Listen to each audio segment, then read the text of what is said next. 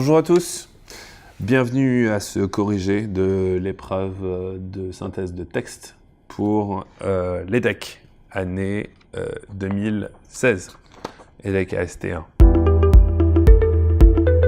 Bon, alors dès que vous voyez dans la liste des documents, regardons les intitulés, et ensuite quand vous regardez un petit peu les articles, vous voyez tout de suite que ça va parler des robots. Bon. Alors, beaucoup de questions éthiques, morales et technologiques se posent par rapport aux robots. Si on prend par exemple le texte 1, pour commencer, on voit que les robots sont en train d'acquérir un nouveau statut. Un statut à la fois ontologique en quelque sorte, juridique, en tout cas qui vont prendre de plus en plus de part dans nos vies. Et on voit comme d'habitude les avantages et les inconvénients qu'on pourrait en tirer. Premièrement, un argument économique. 47% des emplois aux États-Unis pourraient être détruits par les robots et l'intelligence artificielle d'ici à 10 ou 20 ans. Il s'agit surtout d'emplois moyennement qualifiés, d'accord, mais bon. En France, plus de 3 millions d'emplois d'ici à 2025 pourraient être détruits en fonction de la robotisation. Le taux de chômage atteindrait 18% et l'automatisation toucherait de plein fouet les métiers de normes, comptables, juges, avocats également. Donc certes, les robots sont des prouesses de la technologie moderne.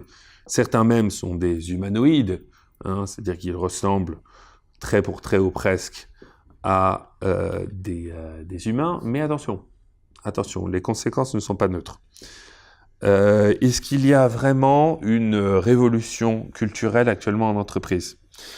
On constate que dans de nombreuses PME, notamment l'entreprise CFT Industrie, que l'arrivée des robots, l'investissement dans les robots, on va investir 200 000 euros, 600 000 euros, ça coûte très très cher, mais au final on en est gagnant parce que la productivité n'en est que gagnée. Ce chef d'entreprise, Antoine Honoré, nous explique que grâce aux robots, il pense pouvoir doubler son chiffre d'affaires durant les 2 prochaines années. Les robots sont très doués pour réaliser des tâches complexes.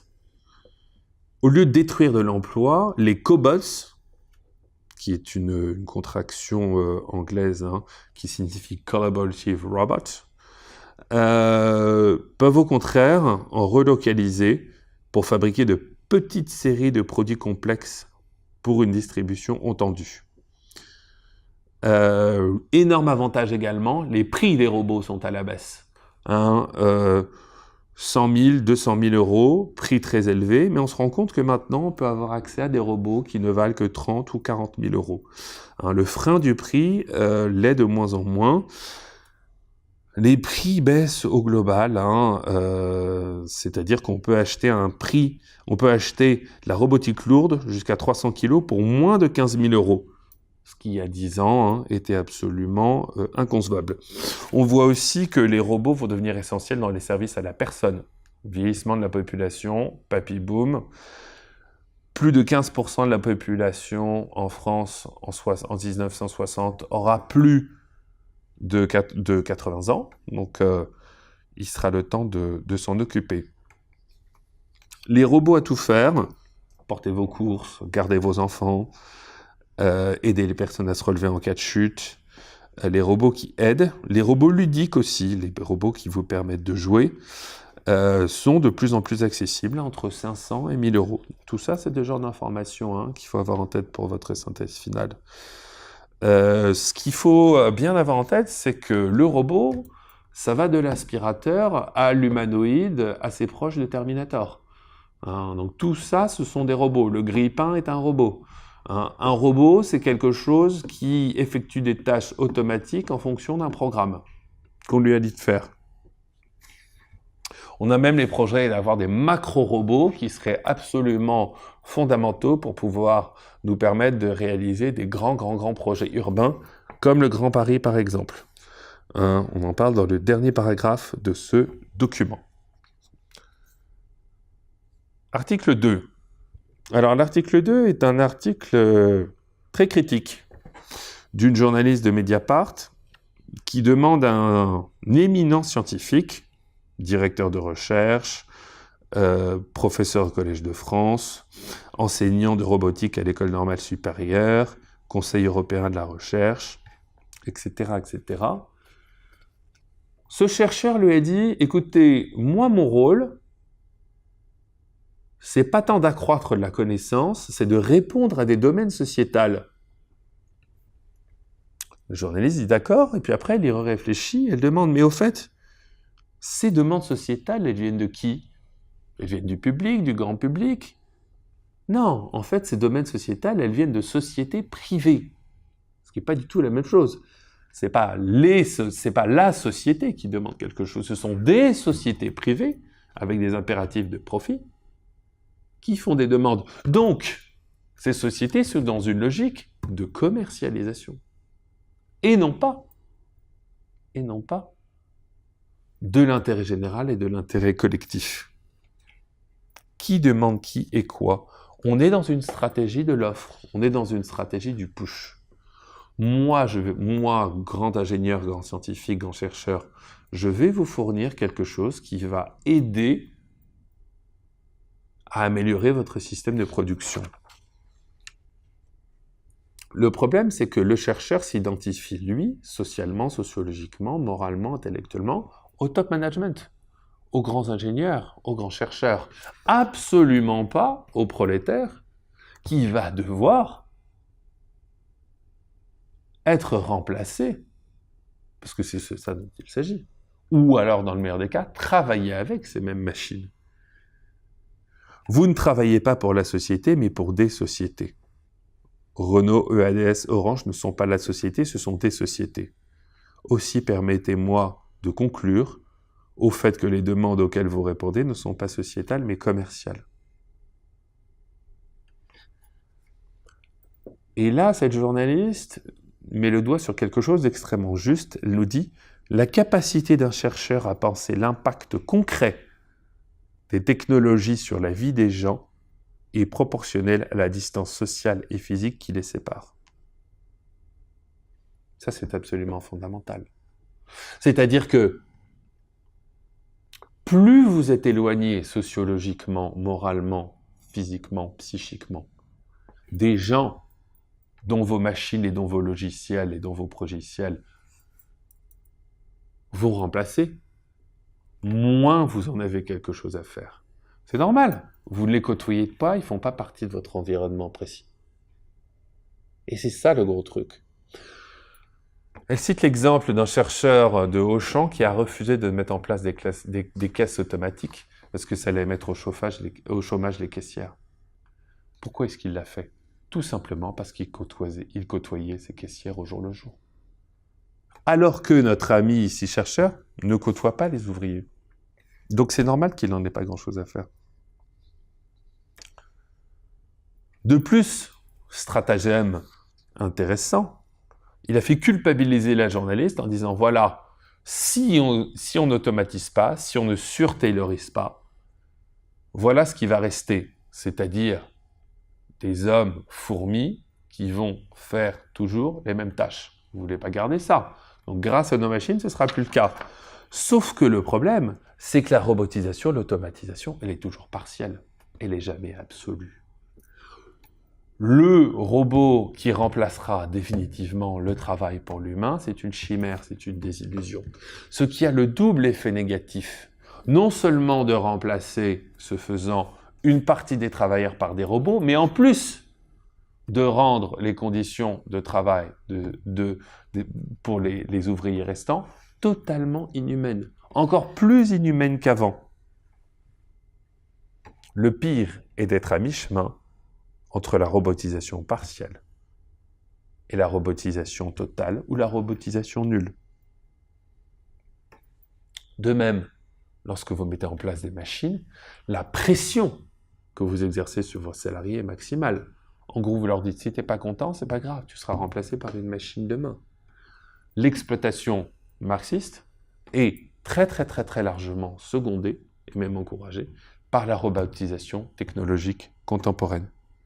Le futur s'annonce donc extrêmement sombre, Et selon cette journaliste, il faudrait impérativement que tous ces chercheurs, avant d'aller dans leur laboratoire et leur tour d'ivoire, deviennent ouvriers, travaillent dans des centrales nucléaires, travaillent dans des usines, deviennent des exécutants.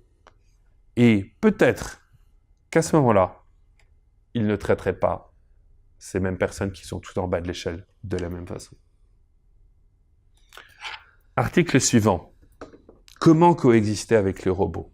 Alors là, on va avoir une série d'articles. Hein. Les articles qui restent, en fait, touchent tous à la frontière qu'il y a entre les humains et les robots.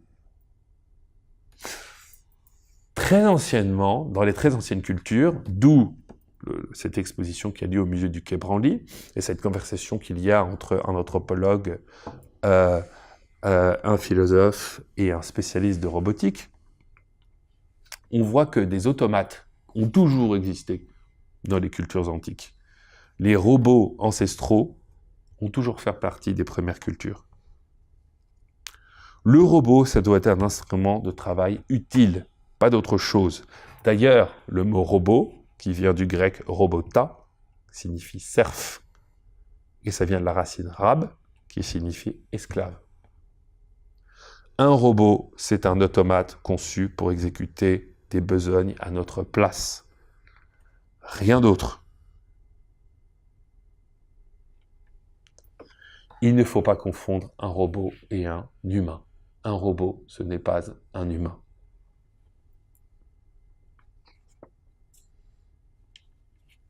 Et attention, le risque est très présent. L'humanité pourrait être rendue superflue par la robotique, si la robotique est réalisée à faire des soins palliatifs, des unités psychiatriques, des écoles maternelles. Nous ne serions plus administrés par des humains, nous serions administrés par des machines. Et ça, c'est le risque principal que remarque Jean-Michel Beignet, le philosophe. Un robot doit prolonger la capacité de l'humain. Un robot ne doit jamais remplacer un humain. Par contre, il y a un nombre incalculable d'avantages aux robots.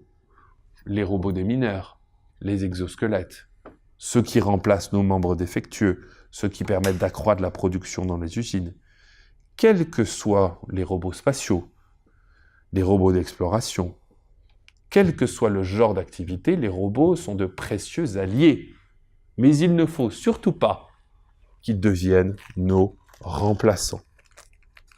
Tout dépend de la finalité qu'on leur donne à faire et tout dépend de ce qu'on leur dit de faire. Ce qu'il faut bien comprendre également... Ouais. Ouais. Oui, très bien. Ce qu'il faut bien comprendre, c'est que un robot n'est pas là pour nous remplacer. Un robot est là pour nous aider. Mais ce qu'il faut bien comprendre également, c'est que un robot influence notre environnement et nous sommes influencés par l'environnement du robot. La catastrophe, par exemple, neurologique, serait qu'un robot réfléchisse systématiquement à notre place. Ce serait l'atrophie de notre mémoire, l'atrophie de nos capacités cérébrales. Et ça, il faut éviter ça à tout prix. Qu'un robot fasse les métiers les plus pénibles, très bien, mais que ça nous laisse du temps libre pour pouvoir faire les activités les plus intéressantes.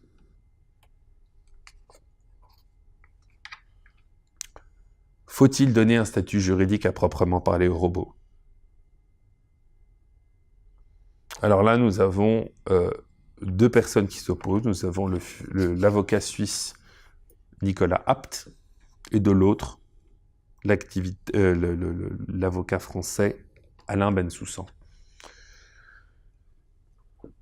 Pour Nicolas Apt, les robots sont capables d'intelligence émotionnelle. Ce sont des robots affectifs.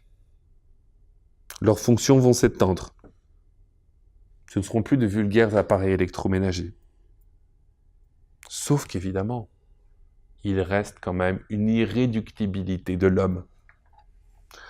Un robot, selon Alain Bensoussan, ne sera jamais un être humain, ne sera jamais capable de prendre une décision. Un robot ne sera jamais capable de prendre une décision, jamais capable de voir de véritables émotions. Un robot ne sait pas ce que c'est que le hasard.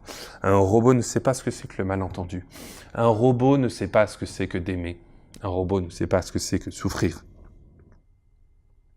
L'histoire, le symbole, l'hésitation, la dispute, tout cela, ça reste absolument réductible à l'humain. Il y a des choses. Un robot, c'est l'univocité et l'autonomie.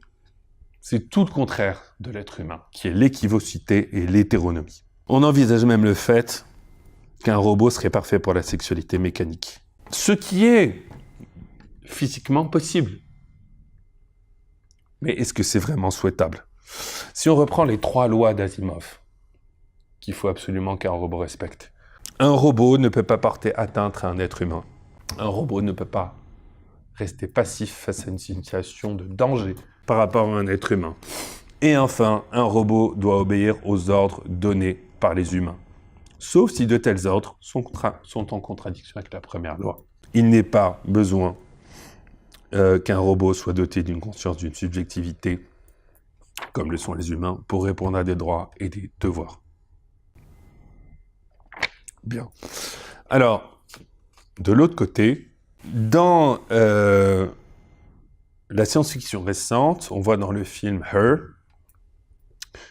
Joaquin Phoenix qui tombe amoureux d'une intelligence artificielle, incarnée par Scarlett Johansson. C'est très bien, c'est de la science-fiction, c'est un film très poétique, c'est très beau. Mais pour Alain Bensoussan, l'idée selon laquelle un robot deviendrait bientôt l'égal d'un être humain est totalement lunaire. Ça frôle la psychiatrie. D'ailleurs, si on en regarde le droit suisse, la définition juridique du robot dans le droit suisse est très claire. C'est une chose mobilière au sens des articles 641 et suivants du Code civil. Le robot n'a aucune autonomie, aucune responsabilité juridique. Celui qui est responsable dans le cas où il y a un problème avec un robot, c'est soit l'utilisateur, soit le fabricant, soit le vendeur. Le robot n'a ni autonomie, ni responsabilité. C'est tout. Bien. Et enfin, ça poursuit. Un robot, toujours pour Alain Bensoussan, n'a ni sentiment, ni souffrance. Il n'est pas objet de loi comme pourrait l'être un homme. Il ne faut pas le protéger contre les actes dégradants, le cas échéant. Et encore moins envisager des relations sexuelles et affectives avec lui, c'est encore pire. Raja Chatila, qui est directeur du recherche au CNRS, nous dit « Un robot ne ressentira jamais ni sentiment, ni souffrance. Et le concept de mortalité lui est étranger. » La vraie responsabilité, c'est la même idée qui revient au concepteur, au fabricant, au vendeur. Il est absolument inepte, selon Raja Chatila, de considérer comme prémisse l'existence d'une autonomie et d'une véritable individualité du robot. Là où certains veulent voir l'unique, il y a le groupe. Là où le sage voit le nous, le jeu se place en trompe-l'œil. Le robot n'est pas un jeu au sens JE, au sens d'une unité, comme nous. Le robot, c'est un ensemble, une unité d'un tout, qui est un ensemble de robots. On fantasme faussement, de par les projections qu'on attribue aux robots, de par les anthropomorphismes qu'on attribue aux robots, tout simplement parce que les humanoïdes nous ressemblent. Parce qu'ils nous ressemblent, on se met à projeter des choses humaines sur eux. La ressemblance physique aide toujours à la projection, mais ce qui est une très grave erreur, selon Raja Chatila. Et enfin, pour terminer, on a un panorama actuel des différents types de robots. Alors, on a les robots acteurs, les robots compagnons, les robots éducateurs, et même les partenaires sexuels. Des firmes japonaises envisagent des robots qui feraient des fellations de façon infini. On envisage même un robot comme étant la partenaire sexuelle idéale. Alors vous allez voir, ça fait rêver. Elle fait 1m73 pour 54 kg, un bon essai, et elle dispose d'organes sexuels artificiels. C'est une vraie compagne, elle a une personnalité, elle vous entend, elle vous écoute, elle parle, elle sent quand on la touche, elle dort. Selon Daniel Lévy, d'ici 2050, les premiers mariages entre hommes et robots devraient avoir lieu. C'est tout un programme. Je vous remercie de votre écoute. Le corrigé va suivre. Merci à vous.